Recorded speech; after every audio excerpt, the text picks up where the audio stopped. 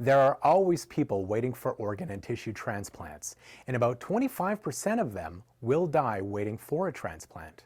Those who need a transplant usually caught a disease, were in an accident, or inherited, or were born with a genetic disease. Hi, my name is Sandra. I have cystic fibrosis, which is a fatal genetic disease that affects the lungs and digestive system. In my 20s, I spent a lot of time in hospital. It got to the point where I couldn't walk my dog, I wasn't allowed to drive, and I couldn't even lift my oxygen tanks out of the door. My only hope was a double lung transplant. I was one of the lucky ones and got a second chance at life, thanks to my anonymous organ donor and their family. One of the things I remember most about my recovery was going off oxygen. Oxygen had been my lifeline, literally, for years. It was hard just to give that up and trust these new lungs of mine. Slowly, they decreased the oxygen. Eventually, my nurse came in the room and told me it was completely off already, without me knowing. I was quite surprised, and I took off my oxygen tubing one last time and celebrated. After transplant, I spent a lot of time exercising and taking care of myself. I returned to the sport I love, field hockey. It feels so incredible to be able to chase a ball, make a great play, and beat somebody to the ball, and I have my organ donor to thank.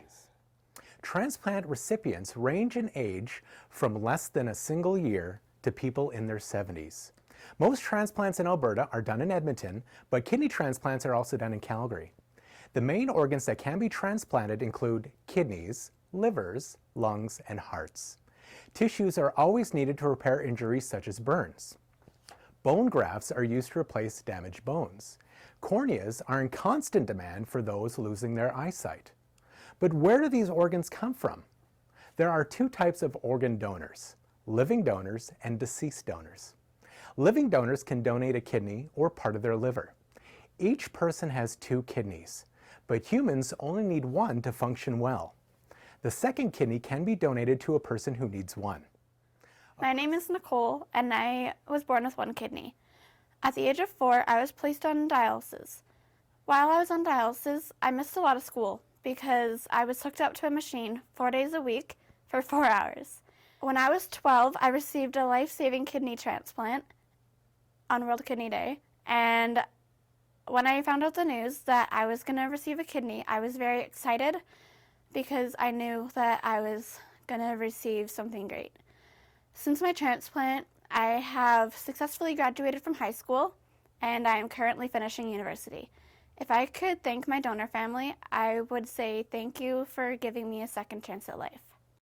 A person's liver is unique in that if a section of healthy liver is removed for transplant, the liver will regrow the portion that was removed.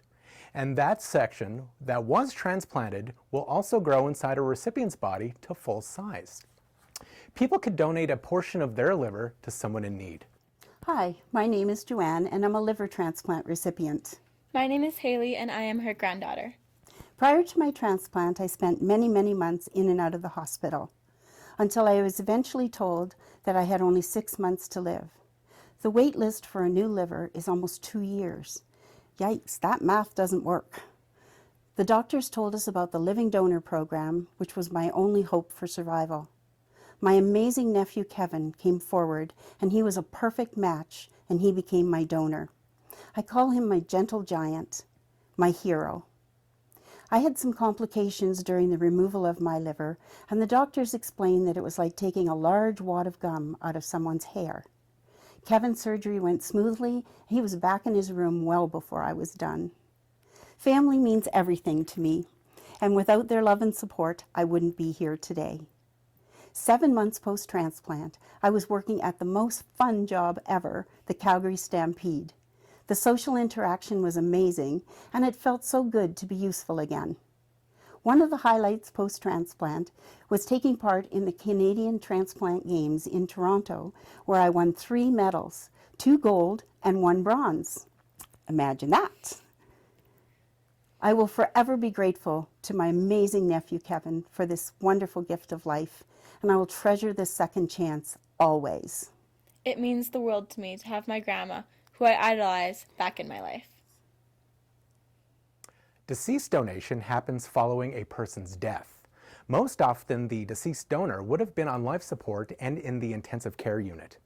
Donations of lungs, heart, tissue, corneas, and a few other body parts can only come from those who have deceased. In Alberta and Canada in general, there is a lack of donors, and many people who could benefit from a transplant will die before receiving the necessary operation. Alberta now has got a registry, ultimategiftalberta.ca, where people over the age of 18 can register to donate their organs and tissues when they die. As well, when a person applies for a driver's license, they could register their intent at that time. It is incredibly important that a person who wants to be a donor make sure that their family knows of their wishes. The family has got to provide vital background information about the donor and agree to let the donation take place. I'm Glenn. Like 1 in 1,000 Canadians, I suffer from a corneal deterioration, which eventually will lead to blindness. In 1990, I was first diagnosed. As I watched my life go dark, in 1993, I underwent a corneal transplant. I remember holding my young children, talking about the gift I was about to receive. This gift, I believe we all could do more. Such an unselfish act. In January, I once again received a second transplant under the gifted hands of Dr. Al Ghul. For the past 23 years, I was able to lead a compassionate and productive life, knowing that one day this would resurface. I'm involved with Live Different, a Canadian organization volunteering building homes for the homeless in Dominican Republic. I've been employed with WestJet for the past 16 years, and above all, I'm a proud dad of 2 young adults. Life is precious. I know my donors were loved and grieved for. Unselfishly, in that moment, knowing the family to give the gift of life and sight. They and their loved ones will always be a part of who I am. My name is Mickey. I'm a living kidney donor. My brother was diagnosed with kidney failure in 2002. At that time, I had offered him my kidney. He knew I was planning a family at the time, therefore he kindly declined.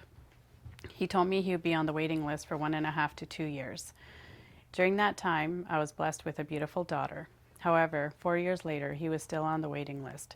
At that time, I started the process of getting tested to give him one of my kidneys. On October 3rd, 2006, we had a successful kidney transplant.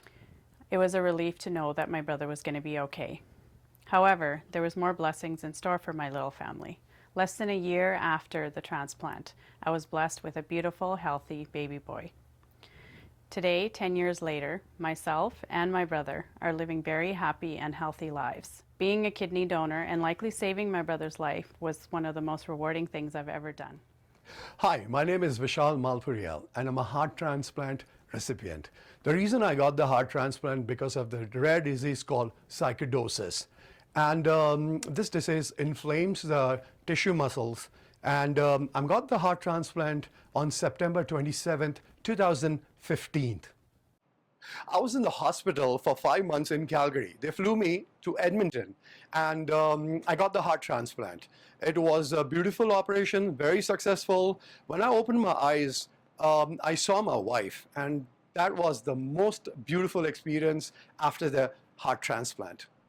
The transplant gave me my personal life and my career as a director, choreographer, and a dance instructor from Bollywood, and lots of fun. I didn't believe in angels, but after my transplant, I considered my donor as an angel. It is extremely important that each and every person think seriously about organ and tissue donation and hopefully come to the conclusion that when they die, they would like to help others through a donation of their organs and tissues. People need to ask themselves, if I need a transplant, would I accept one? If the answer to that question is yes, then that person should also say, when I die, please take my organs so others may live. It's possible that one organ donor could save as many as 8 people, and a tissue donor can enhance the lives of up to 75 people. There are many YouTube videos done by people that have received transplants, and they are all very, very grateful for their second chance at life. Please consider seriously this opportunity to help others.